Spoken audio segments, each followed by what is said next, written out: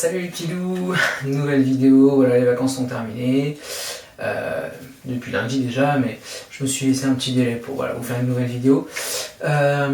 Aujourd'hui on parle d'abord de français, on parle de sens propre, sens figuré. Alors ça c'est une notion qui est un peu compliquée à saisir, mais une fois que vous avez compris, vous allez voir c'est très très simple. Quand on vous dit le sens propre et le sens figuré des mots, le sens propre d'un mot, c'est un mot que vous allez utiliser de façon tout à fait classique. C'est par exemple, qu'est-ce que je pourrais vous donner? Les yeux. Tout le monde sait ce que c'est les yeux. On en a sur le visage, on vous dit vous avez de jolis yeux, mais on peut aussi vous dire par exemple, vous avez les yeux plus gros que le ventre. Ah, ça c'est pas du tout la même chose. Parce qu'on n'a pas des yeux, nos yeux ne sont pas plus gros que le ventre, sinon ça ne ressemblera à rien du tout. En fait, le sens propre d'un mot, ça veut dire c'est le sens propre, le premier sens du mot, d'accord, le plus profond. C'est les yeux, c'est les yeux, d'accord, c'est la définition même du mot, les yeux. Quand on vous dit le sens figuré, dans figuré, vous avez figure, figuration, d'accord. On va utiliser un mot pour vous faire comprendre quelque chose. Donc par exemple, dans l'expression les yeux plus gros que le ventre, on voit bien que le ventre est plus gros que les yeux, donc dans l'expression, ça veut dire que vous avez tendance à vouloir beaucoup de nourriture parce que c'est très très bon, vous adorez ça, mais en fait, vous n'avez pas la place dans votre ventre. Votre ventre, finalement, il n'est pas plus gros que vos yeux, vous avez besoin d'un certain nombre d'aliments, pas plus, d'accord? Donc là, on a tendance à utiliser cette expression au sens figuré. Les yeux plus gros que le ventre, c'est du sens figuré, d'accord? Un autre exemple, en fait, pour vous montrer sens propre, sens figuré, très simple, vous avez la montagne. Par exemple, je suis au ski, j'admire les montagnes, je regarde les montagnes, elles sont devant moi, c'est des montagnes. D'accord, mais elles sont là, par définition, ce sont des montagnes. Ok? Ça, c'est le sens propre. Maintenant, si je l'emploie au sens figuré, parfois, vous pouvez avoir vos parents qui vous disent oh là là, mon chéri, non, là vraiment, ma chérie, t'en fais toute une montagne de ces devoirs. T'en fais toute une montagne de ces devoirs. Qu'est-ce que ça veut dire?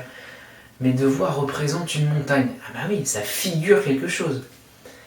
Donc là, votre parent est en train de vous dire, quand il vous dit une montagne, tu en fais une montagne de devoirs, il est en train de vous dire que vos devoirs qui sont pas considérables, vous avez quelques devoirs, pas beaucoup, vous, en tant que personne, vous en faites quelque chose d'énorme, comme une montagne en fait. Donc vos devoirs qui sont tout petits à la base, c'est tellement compliqué pour vous que vous en faites quelque chose d'énorme et de compliqué. D'accord? C'est ça que ça veut dire en faire une montagne. Et là, on a employé le sens figuré. D'accord? Vous avez figuré quelque chose, vous avez employé un mot pour expliquer quelque chose.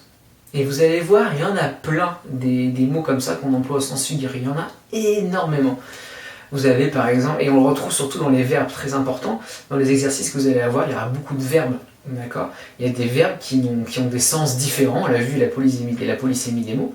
D'accord? Ils ont des sens différents, et là ça va être pareil, ils vont être employés au sens propre et au sens figuré. Par exemple, on va vous dire cet homme sur scène danse merveilleusement bien. Ah oui, il est sur scène, c'est un danseur de danse classique par exemple, ah oui, il danse. C'est son activité principale, il fait une action, il danse. D'accord? Et on va vous dire parfois aussi, les flammes dansent dans la cheminée. Mais les flammes, ça ne danse pas, on est bien d'accord.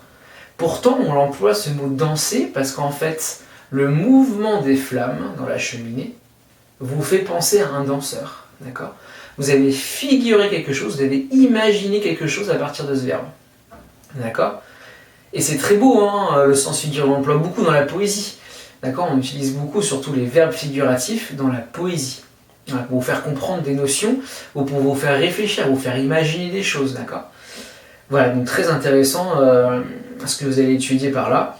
Et dernier exemple, après je vous laisse tranquille, pour pouvoir faire vos exercices sens propre, sens figuré. Par exemple, vous savez tous que c'est un pan. Et vous allez voir, je vous ai donné un exercice à faire sur la reproduction des animaux, et vous avez un pan dedans.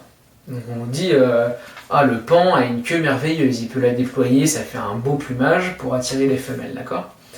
Il se dandine, il fait le pan, comme ça il approche de la femelle, hop, avec son grand plumage, et plus c'est grand, plus c'est imposant, plus la femelle est conquise, d'accord?